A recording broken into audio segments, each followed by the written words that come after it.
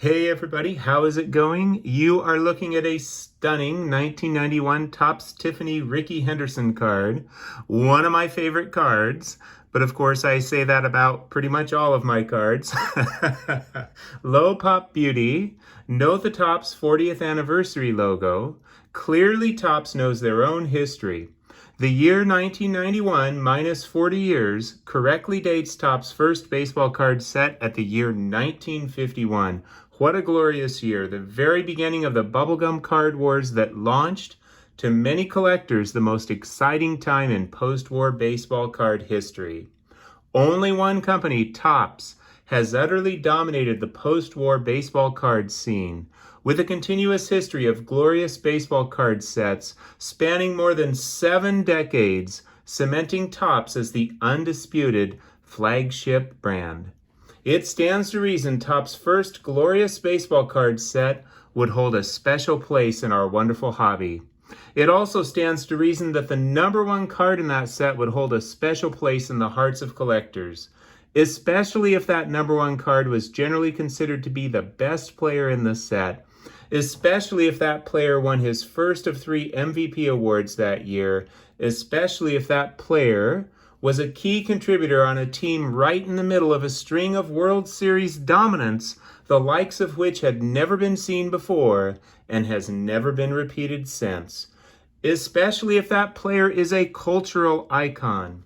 Especially if that player is the all-time World Series ring king. Especially if that player is universally loved, even among those who are, shall we say, Yankees challenged. Especially if that number one card from that number one set, of that number one player in the set, from that number one brand, has a PSA population of under 700 in all grades, which is well under half the PSA population of the iconic 1952 Topps Mickey Mantle card. Especially if a cardboard brother, Mookie Chillson, used his copy of this epic number one card for his own one card challenge response. And what an epic response it is. Coincidentally, when I first watched his epic response, my copy of this card was in the mail heading my way. If you are interested, Mookie's video response is well worth your time and criminally underviewed at this point. I will link in the description. All right, without further ado, let's check this stunning beauty out.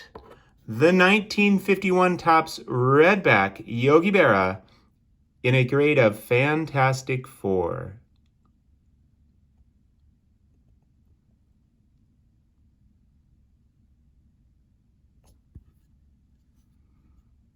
The back is off center, but let us remember, nobody cares about back centering. Maybe somebody does, but I love this card. I think it is absolutely beautiful and incredibly significant to the hobby. The best player in the first ever set from flagship Topps. Now I know some will say 1952. It's more of a regular baseball card type issue by modern standards for sure. Fair enough. But what does Topps think? Topps sees their beginning as 1951, and truly it is. That's when they began to take on the giant Bowman bubblegum company. What would such an epic and historically significant card cost a collector in the lofty grade of Fantastic Four? Surely such a card would easily be a comma card.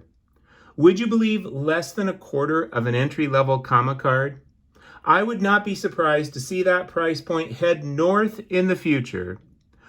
So, if you get a chance to take that fork in the road that leads to this incredible number one Topps card, do it before that fork is so crowded that nobody goes there anymore. The number one card, the very first Topps baseball card, the number one player in the set. Thank you for sharing in my joy. I hope you had a wonderful and peaceful time in the Vintage Sanctuary. Take care, my friends.